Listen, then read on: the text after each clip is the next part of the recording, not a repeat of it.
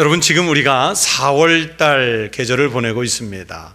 이 4월달에 4월과 관련한 시 중에서 그래도 제일 유명한 시가 아마 이 시일 겁니다. T.S. 엘리어트라고 하는 시인이 쓴 그의 시집 황무지 제1편 사자의 매장이라는 시에 나오는 시입니다. 그 시가 이렇게 시작을 합니다.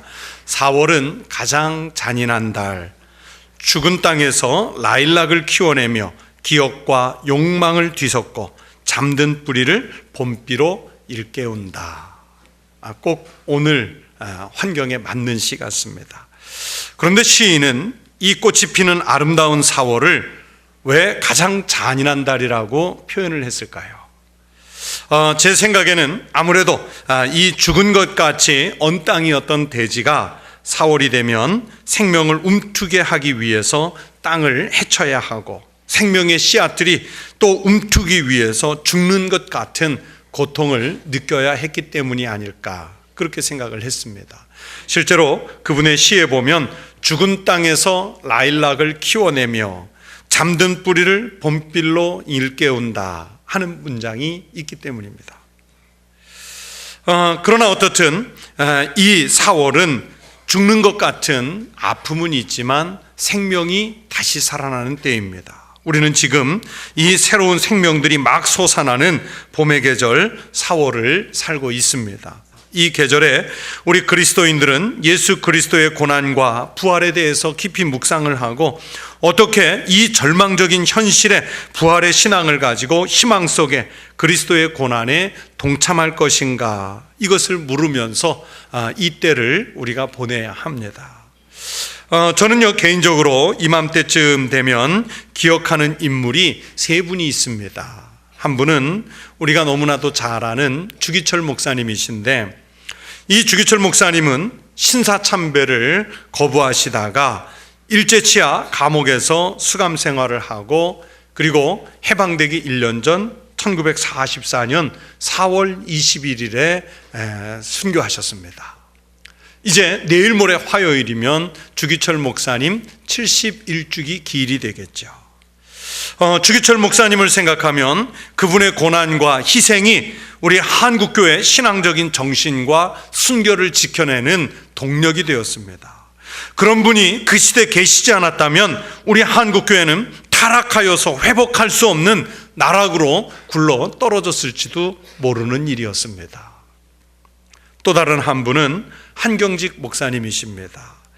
저는 어린 시절부터 그분의 설교를 참 많이 들으면서 자랐습니다. 청소년 시절에 목사가 되기로 서원한 후부터는 꼭 닮고 싶은 목사의 롤 모델로 한경직 목사님을 마음속에 정했습니다.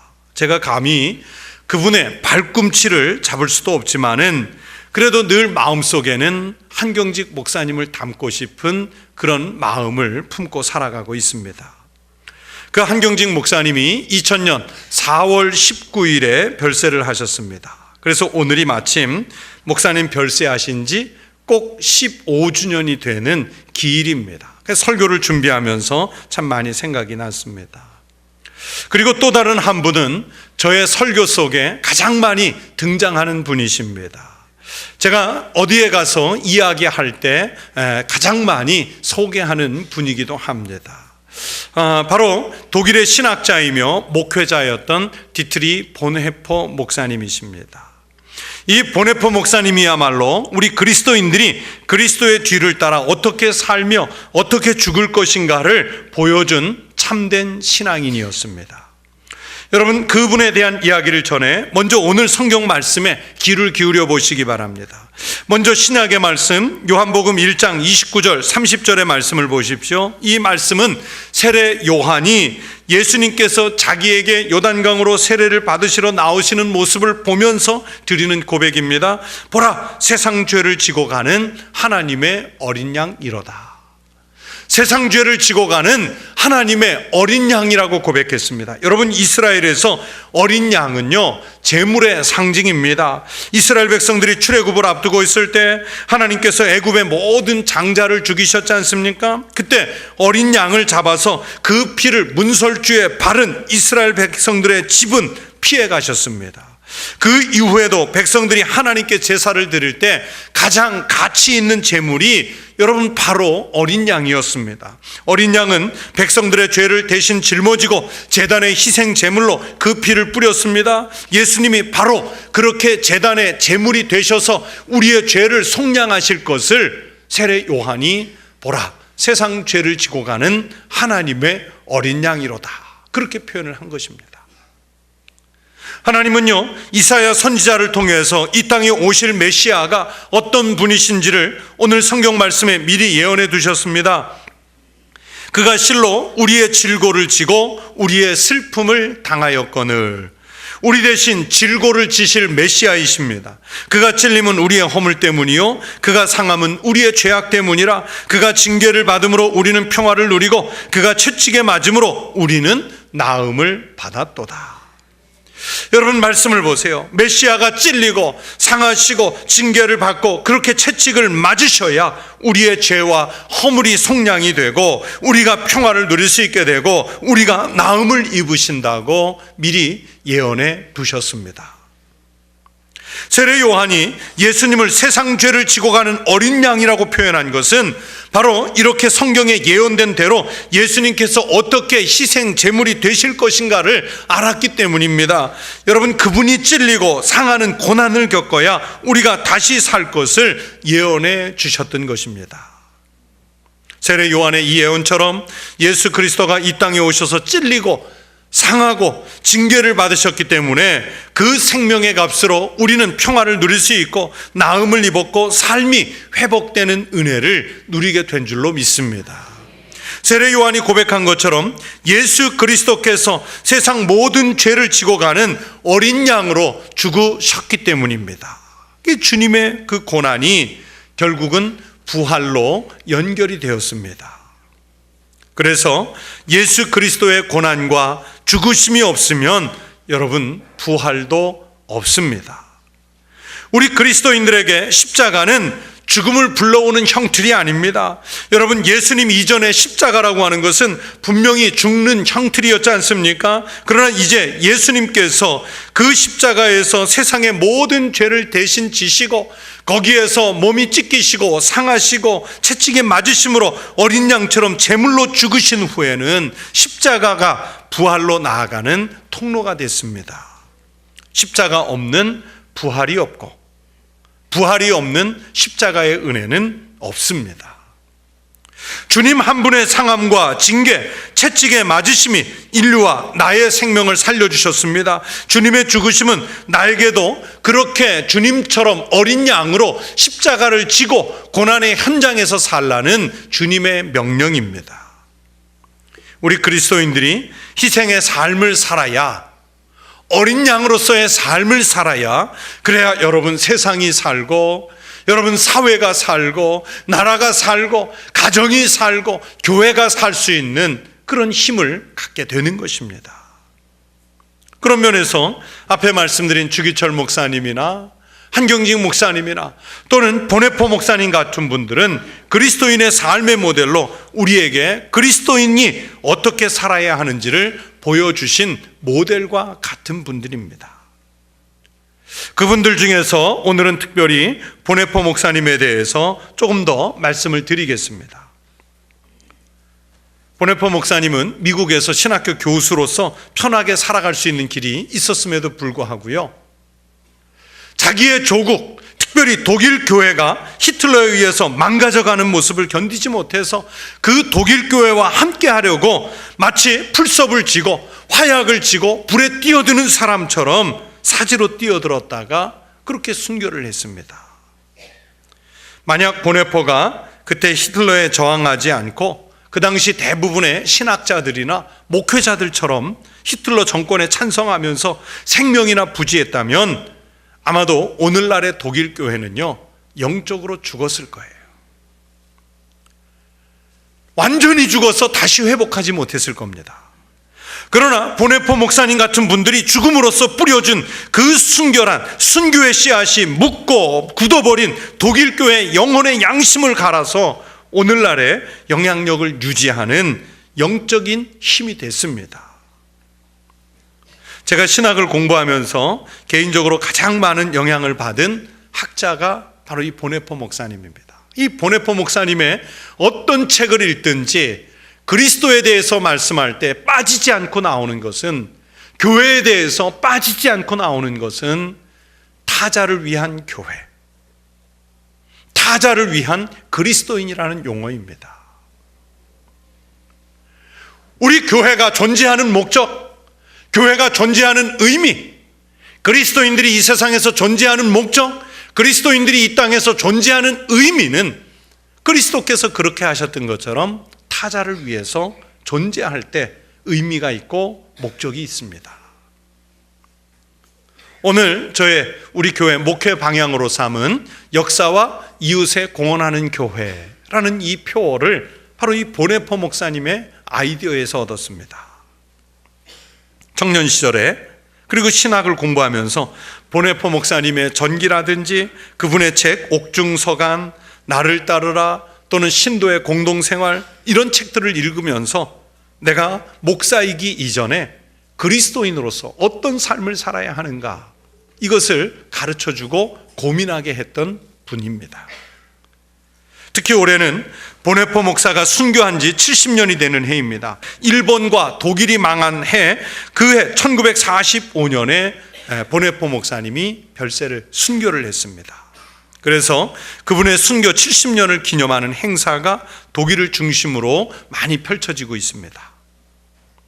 보네포 목사님은 불과 21살의 그 청년 때 베를린 대학에서 신학 박사학위를 받은 수재였습니다. 박사학위 논문으로 성도의 교제란 논문을 썼는데, 교회 공동체로 존재하는 그리스도에 대해서 쓴 논문이었습니다. 히틀러에 그 당시에 같이 저항했던 독일 고백교회 지도자였던 신학자 칼바르트는 보네포의 박사학위 논문을 가리켜서 신학의 신학적 기적이라 그렇게 평가할 정도였습니다. 제가 오늘 이 설교를 준비하면서 어제 오후에 보네포 목사님의 사진이 많이 들어있는 전기를 꺼내가지고 이 박사학위를 받을 당시에 보네포 목사님 사진을 다시 한번 봤습니다. 여러분, 21살짜리니까 그 얼굴이 얼마나 앳됐겠어요. 아주 어린 아이의 모습입니다. 그런데 그 앳된 사람이 세상에 예수 그리스도라고 하는 생명의 폭탄을 던져주고 갔습니다. 우리가 잘 아는 대로 독일의 히틀러 나치 정권은 유태인을 학살하고요, 제2차 세계대전을 일으켰습니다. 그 당시 독일의 양심적 지식인과 신앙인은 저항을 했고, 그들은 감옥으로, 집단 수용소로, 교수대로, 그리고 총사령의 형장으로 끌려갔습니다. 보네포 역시 연구실에서 편안하게 연구에만 집중하고 가르칠 수만 없었습니다. 보네포는 교회를 향해서 박해받고 있는 유대인들에게 관심을 갖도록 촉구하고, 유대인을 위하여 소리치는 자만이 그레고리안 찬가를 부를 수 있다 하는 유명한 설교를 합니다. 보네포 목사님은 유대인들의 고난을 끊기 위해서, 그리고 독일 사회와 교회를 바르게 돌려놓기 위해서 자신도 마침내 히틀러를 암살하려는 그 계획에 가담을 하게 됐고, 이 일로 체포가 돼서 2년간 감옥 생활을 한 후에 전쟁이 끝나기 직전인 1945년 4월 9일에 교수형으로 사형을 당하게 됩니다. 그런데 참 역사가 아이러니한 것은 그 보네포 목사님이 죽고 일주일 후에 히틀러가 자살을 합니다. 이 보네포 목사님은 사형 전 마지막 말을 벨주교라는 분에게 남겼는데, 이것은 끝이다, 하지만 내게는 생명의 시작이다라는 말로 유언을 했습니다. 여러분, 우리 그리스도인들에게 고난은, 채찍에 맞는 일은, 십자가를 지는 일은, 죽는다는 것은 끝나는 것이 아니라 하나님께서 우리에게 주시는 새로운 생명의 시작을 알리는 것입니다. 보네포 목사님이 사형을 당할 때, 여러분, 그 사형장에는 생사를 확인하기 위한 의사가 검시관으로 참여를 하지 않습니까? 바로 그 보네포 목사님의 사형을 검시했던 나치 친위대 소속의 의사가 보네포 목사님 별세하고 10년 후에 이런 글을 남겼습니다. 죄수들이 감방에서 끌려 나오고 재판소의 판결이 크게 낭송되었다. 숙소에 반쯤 열린 문을 통해 보네포 목사가 보였다. 그는 죄수복을 벗기 전에 무릎을 꿇고 자기 신에게 기도를 올리는데 푹 빠져 있었다. 이상할 정도로 정이 가는 이 남자의 기도에서 드러난 신앙심과 하나님의 들으심에 대한 그의 확신에 깊은 감명을 받았다. 사형장에서도 그는 짧은 기도를 읊은 다음 교수대 사다리를 용감하고도 침착하게 올랐다. 몇 초 후에 죽음이 이어졌다. 의사로 50년 가까이 지내면서 하나님을 이토록 철저하게 믿으며 죽은 사람을 본 적이 없다. 그렇게 평했습니다. 자신의 죽음을 희생으로 드리는 한 명의 이 그리스도인의 모습을 여기서 보게 됩니다. 여러분, 보네포 목사님의 말처럼 그분의 죽음은 끝이 아니라 새로운 생명의 시작이었습니다. 그리스도를 닮은 거예요. 제가 왜 보네포의 삶을 오늘 이렇게 길게 설명하는가 하면, 보네포는 십자가와 연관시켜서 고난의 의미, 순종의 신앙, 참된 제자의 길의 그 고귀함을 우리들에게 일깨워 주었기 때문입니다. 보네포 목사님은 당시 독일 교회와 그리스도인들의 신앙적 태도를 비판을 했습니다. 보네포 목사님은 독일 교회가 행함이 없는 믿음에 빠졌고 희생이 없는 부흥에, 순종이 없는 신앙, 십자가 없는 은혜 가진 그 교회라고 비판을 했습니다. 보네포는 이것을 값싼 은혜를 가진 교회라고 그랬습니다. 여러분, 이 기독교의 은혜는요, 본래 값싼 은혜가 아니라 하나님이신 예수 그리스도께서 친히 이 땅에 사람의 몸을 입고 오셔서 예수 그리스도의 피값을 십자가에서 치루어 준 아주 값비싼 은혜입니다. 그런데 이 값비싼 은혜의 모습, 이것을 값싼 은혜로 전락시키고 있는 거예요. 값비싼 은혜의 모습은 예수 그리스도의 부름에 순종하는 신앙, 자기 십자가를 지고 그리스도의 고난에 동참하는 제자의 길을 가는 삶, 십자가 아래에서 순종하는 교회의 모습, 이게 값비싼 은혜의 모습이에요. 여러분, 우리 기독교가 다른 종교와 차별이 된 것은 십자가가 있기 때문입니다. 십자가는 기독교와 비기독교를 구분하는 가늠줄입니다. 기독교의 축복은 바로 십자가를 질 수 있다는 것에 있습니다. 십자가 없는 신앙은 기독교 신앙이 아니라 기복을 강조하는 샤머니즘에 불과할 뿐입니다. 기독교의 신앙은 십자가를 통해서 얻어지는 부활, 고난을 통해서 얻어지는 영광입니다. 그래서 우리 신앙에서 십자가 없는 부활은 없습니다. 고난이 있고 치욕스러운 십자가가 있어야 부활의 영광이 있습니다. 우리는 지금 부활주일 세 번째 주일을 맞았습니다. 부활의 영광을 사모하면서 십자가의 고난까지도 감당하려는 성도들이 되시기를 바랍니다. 희생과 헌신의 신앙을 고백하는 성도들이 되시기를 바랍니다. 그런 고백을 할 수 있는 성도들에게 우리 주님은 분명히 부활의 은혜를 주실 줄로 믿습니다. 부활절에 생각나는 시가 또 한편 있습니다. 박목월 선생님의 부활절 아침의 기도라는 시입니다. 그 시에 이런 구절이 있습니다. 나라는 이 완고한 돌문을 열리게 하옵시고 당신의 음성이 불길이 되어 저를 태워주십시오. 여러분, 세상에서 제일 열기 어려운 문이 무슨 문이라고 생각하십니까? 예수님의 시신을 넣어둔 그 무덤에 그 문을 막았던 돌문입니까? 세상에서 아주 뛰어난 전문가가 만들어낸 금고의 문이겠습니까? 아닙니다. 세상에 어떤 문도요, 사람이 맘먹으면 다 열 수 있습니다. 정말 열기 힘든 문은 바로 이 박목월 선생님이 시에서 말하는 것처럼 나라는 돌문이 제일 완고해서 열기가 어렵습니다. 내가 가진 지식이나 경험이 앞서서 판단하기 때문에 그 문이 열리질 않습니다. 내가 가진 자리 때문에, 내가 가진 자존심 때문에, 내가 가진 명예 때문에 그 문을 열기가 쉽지 않습니다. 나를 양보하지 않습니다. 나를 희생시키려고 하지 않습니다. 내가 최고의 자리에서 제일 잘 판단하고 있다고 여기기 때문에 나는 십자가를 지지 않으려고 합니다. 그래서 심령의 문이 열리지를 않습니다. 요즘 영국에서 가장 유명한 스타 교수라고 하는 분이 런던 대학교의 48살 여교수인 노리나 허츠라고 하는 분입니다.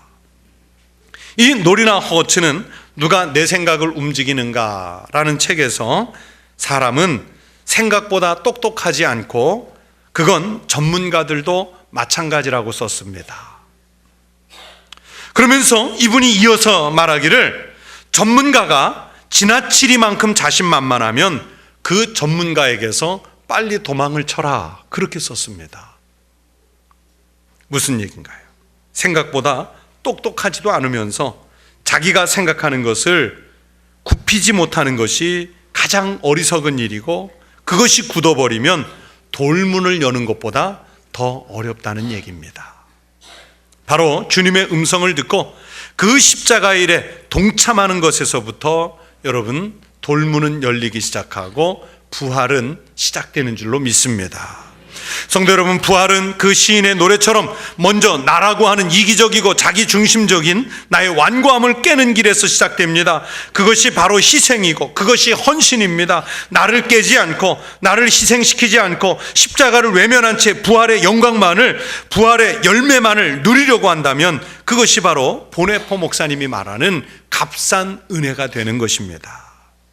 부활의 진정한 의미는 나를 깨트려서 부수고 부서진 내 자아 안에 예수 그리스도의 영을 담는 일입니다. 내 삶을 올가매던 영적인 지체, 그리고 장애, 부자유함, 장벽 등을 깨트리고 내 삶의 영역을 하늘 위로 확장하는 은혜가 바로 부활로부터 오는 은혜인 줄로 믿습니다. 그렇습니다, 여러분. 예수님께서 나를 위해서 먼저 찔리고 상하는 고통을 겪으셨기 때문에 부활이 있고 우리에게도 부활의 영광이 주어진 줄로 믿습니다. 여러분, 이 4월에는 고난주간만 있는 것이 아니라 생명으로 주님이 부활하신 부활절이 있어서 꽃이 피는 것보다 더욱 아름답습니다. 우리로 하여금 그리스도인으로서 어떤 희생의 삶을 살며 어떤 십자가를 지고 살아야 하며 어떻게 부활의 은혜를 누릴지를 일러주는 아주 특별한 은혜의 절기입니다. 성도 여러분, 부활을 경험하고 싶으십니까? 먼저 나를 깨십시오. 맞고 상하고 찢기는 자리에 가는 것을 두려워하지 마십시오. 그러면 부활이 보일 줄로 믿습니다. 나를 깨면 부활이 보입니다. 내가 먼저 희생의 길, 십자가의 길을 가면 부활의 길이 열립니다. 서양 격언에 이런 말이 있습니다. No cross, no crown. 십자가 없이는 면류관이 없다는 뜻입니다. 여러분, 십자가에 고난이 없이는 받을 영광이 없습니다. 성도 여러분, 우리들은 값싼 은혜를 기다리는 사람들이 아니라 순교자들처럼 생명을 드리는 희생의 삶으로 값비싼 은혜를 기다리는 성도들인 줄로 믿습니다. 가정과 나라를 위해서도 마찬가지입니다. 여러분이 지고 가려는 십자가가 있을 때 분명 우리 가정이 살고 교회가 살고 나라가 부활의 영광에 가득 찬 세상으로 살아나게 될 줄로 믿습니다. 성도로서의 십자가의 삶을 마다 않고 섬김과 희생의 삶을 살아가려는 성도들이 되시기를 바랍니다. 그러면 주님께서 우리에게 부활의 영광을 주실 줄로 믿습니다. 주님께서 그렇게 상하시고 그렇게 내려가시고 그렇게 다치시고 그렇게 죽으신 것처럼 우리도 그 길을 따라가면, 어린 양의 길을 따라가면 우리에게 주님의 뒤를 이은 부활의 영광이 주어질 줄로 믿습니다. 이 부활의 영광을 누리실 수 있는 믿음의 성도들 되시기를 주의 이름으로 축원합니다.